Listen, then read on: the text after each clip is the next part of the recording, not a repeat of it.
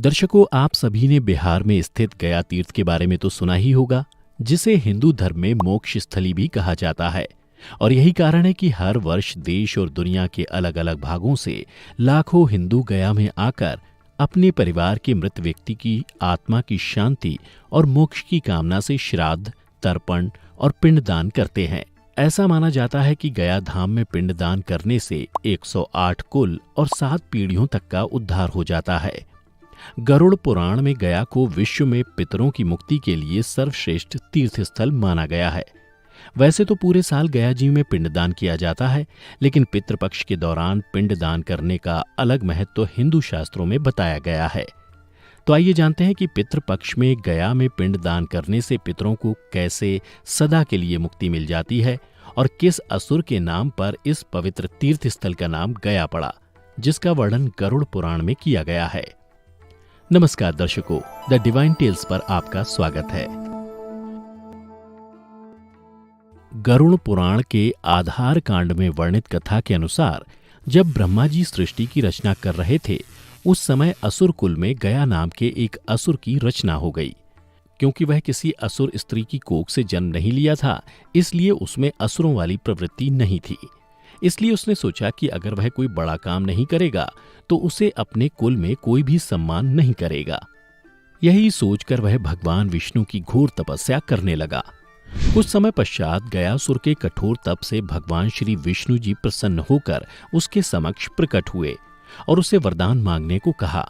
तो गयासुर ने मांगा कि आप मेरे शरीर में वास करें और जो मुझे देखे उसके सारे पाप नष्ट हो जाएं, वह जीव पुण्यात्मा हो जाए और उसे स्वर्ग में स्थान मिले। भगवान ने उसे वह वर दे दिया और वहां से अंतर्धान हो गए। उसके बाद उसे जो कोई भी देखता उसके सारे पाप दूर हो जाते, जिससे धीरे धीरे सृष्टि का संतुलन बिगड़ने लगा। यह देख सारे देवगण चिंतित हो गए और उसके वध की इच्छा के लिए भगवान विष्णु की शरण में आए। तब श्री हरि ने देवताओं से कहा कि आप लोग चिंता ना करें, इसका अंत जरूर होगा।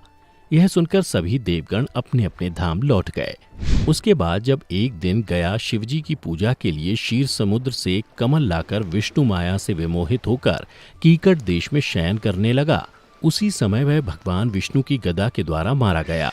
परंतु मरने से पहले गया ने भगवान विष्णु से एक विनती की, हे नारायण, मेरी इच्छा है कि आप सभी देवताओं के साथ अप्रत्यक्ष रूप से इसी शिला पर विराजमान रहें और यह स्थान मृत्यु के बाद किए जाने वाले धार्मिक अनुष्ठानों के लिए तीर्थ स्थल बन जाए।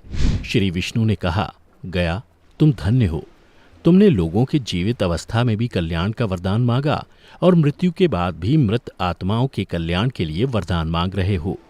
उसके बाद भगवान ने आशीर्वाद दिया कि जहां गया स्थापित हुआ वहां पितरों के श्राद्ध, तर्पण आदि करने से मृत आत्माओं को पीड़ा से मुक्ति मिलेगी। गरुड़ पुराण की माने तो तभी से वहां पितरों का श्राद्ध होने लगा, जिससे कि उन्हें जीवन मरण के चक्र से मुक्ति मिल सके। और आज भी भगवान विष्णु मुक्ति देने के लिए गदाधर के रूप में गया में स्थित हैं। उसके बाद पितामह ब्रह्मा ने गया तीर्थ को श्रेष्ठ जानकर वहां यज्ञ किया और ऋत्विक रूप से आए ब्राह्मणों की पूजा की। ब्रह्मा ने वहां रसवती अर्थात जल से परिपूर्ण एक विशाल नदी, वापी, जलाशय आदि तथा विविध भक्ष्य भोज्य फल आदि और कामधेनु की सृष्टि की। तदनंतर ब्रह्मा ने इन सब साधनों से संपन्न 5 कोश के परिक्षेत्र में फैले उस गया तीर्थ का दान उन ब्राह्मणों को कर दिया। ब्राह्मणों ने उस धर्म यज्ञ में दिए गए धनादिक दान को लोभवश ही स्वीकार किया था। अतः उसी काल से वहां के ब्राह्मणों को यह शाप हो गया कि तुम्हारे द्वारा अर्जित विद्या और धन 3 पुरुष पर्यंत अर्थात 3 पीढ़ियों तक स्थायी नहीं रहेगा। तुम्हारे इस गया परिक्षेत्र में प्रवाहित होने वाली रसवती नदी जल एवं पत्थरों के पर्वत मात्र के रूप में ही अवस्थित रहेगी।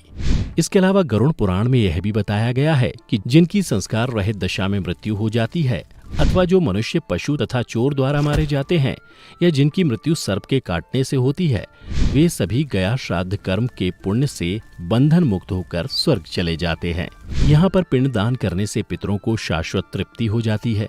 विष्णु पर्वत से लेकर उत्तर मानस तक का भाग गया का सिर माना गया है। उसी को फाल्गु तीर्थ भी कहा जाता है। यहाँ पर पिंडदान करने से पितरों को परम गति प्राप्त होती है। गया गमन मात्र से ही व्यक्ति पितृ ऋण से मुक्त हो जाता है। गया क्षेत्र में भगवान विष्णु पितृ देवता के रूप में विराजमान रहते हैं। यहाँ पितामह ब्रह्मा का दर्शन करके वह पाप मुक्त और प्रपितामह का दर्शन कर अनामय लोक की प्राप्ति करता है। उसी प्रकार गदाधर पुरुषोत्तम भगवान विष्णु को प्रयत्न पूर्वक प्रणाम करने से उसका पुनर्जन्म नहीं होता। इतना ही नहीं, जो मनुष्य गया तीर्थ में मौनादित्य और महात्मा कनकार का दर्शन करता है वह पितृ ऋण से विमुक्त हो जाता है और ब्रह्मा की पूजा करके ब्रह्मलोक को प्राप्त करता है। और जो मनुष्य प्रातःकाल उठ करके गायत्री देवी का दर्शन कर विधि विधान से प्रातःकालीन संध्या संपन्न करता है उसे सभी वेदों का फल प्राप्त होता है। जो व्यक्ति मध्याह्न काल में सावित्री देवी का दर्शन करता है वह यज्ञ सरस्वती देवी का दर्शन करता है, उसे दान का फल प्राप्त होता है। यहाँ पर्वत पर विराजमान भगवान शिव का दर्शन करके मनुष्य अपने पितृ ऋण से विमुक्त हो जाता है। यहाँ प्रभास तीर्थ में प्रभासेश्वर शिव का दर्शन लाभ करके मनुष्य परम गति को प्राप्त होता है। इसके अलावा गया में स्थित कई तीर्थों का वर्णन भी गरुड़ पुराण में किया गया है, जिनके अनुसार हंस तीर्थ स्नान करके मनुष्य सभी पापों से मुक्त हो जाता है। कोटि तीर्थ, गायलोक, वैतरणी और गोमक तीर्थ में पितरों के लिए श्राद्ध करने पर मनुष्य अपने 21 पुरुष पर्यंत को ब्रह्मलोक ले जाता है। ब्रह्म तीर्थ, राम तीर्थ, अग्नि तीर्थ, सोम तीर्थ और रामहद तीर्थ में श्राद्ध करने वाला अपने पितरों को ब्रह्मलोक प्राप्त कराता है और उत्तर मानस तीर्थ में श्राद्ध करने पर पुनर्जन्म नहीं होता। दक्षिण मानस तीर्थ में श्राद्ध करने से श्राद्ध करने वाले अपने पितरों को ब्रह्मलोक पहुंचाते हैं। स्वर्ग द्वार तीर्थ में श्राद्ध करने से भी श्राद्धकर्ताओं के पितृजन ब्रह्मलोक को जाते हैं।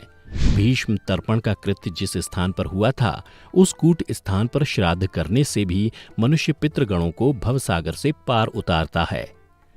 गृधेश्वर तीर्थ में श्राद्ध करने से श्राद्धकर्ता अपने पितृ ऋण से विमुक्त हो जाते हैं। इसके अलावा गायत्री तीर्थ, सावित्री तीर्थ, सारस्वत तीर्थ में स्नान, संध्या तथा तर्पण करके श्राद्ध क्रिया संपन्न करने से श्राद्धकर्ता 101 पुरुष पर्यंत पितरों की पीढ़ी को ब्रह्मलोक ले जाते हैं। धर्मारण्य तथा मातंग वापी तीर्थ में श्राद्ध करने से मनुष्य स्वर्गलोक प्राप्त करता है। धर्मकूप तथा कूप तीर्थ में श्राद्ध करने पर प्राणी पितृ ऋण से मुक्त हो जाता है। राम तीर्थ में स्नान करके प्रभास तीर्थ और प्रेतशिला तीर्थ में श्राद्ध करने से पितृगण निश्चित ही प्रेत भाव से मुक्त हो जाते हैं। ऐसा करके वह श्राद्धकर्ता अपने 21 कुलों का उद्धार करता है। गया क्षेत्र में स्थित धर्मपृष्ठ, ब्रह्मसर, गया शीर्ष तथा अक्षयवट तीर्थ में पितरों के लिए जो कुछ किया जाता है वह अक्षय हो जाता है। गया तीर्थ में दिन तथा रात में कभी भी श्राद्ध किया जा सकता है। इसलिए दोस्तों, अगर आप भी अपने पितरों को जन्म मरण के चक्र से मुक्ति दिलाना चाहते हैं तो पितृपक्ष के दौरान गया जाकर पिंडदान अवश्य करें। और अगर आपको हमारी ये कथा पसंद आई हो तो ज्यादा से ज्यादा लाइक और शेयर करें। साथ ही ऐसी पौराणिक और आध्यात्मिक जानकारी के लिए हमारे चैनल द डिवाइन टेल्स को अभी सब्सक्राइब कर लें। आज की वीडियो में इतना ही। अब हमें दें इजाजत। आपका बहुत बहुत शुक्रिया।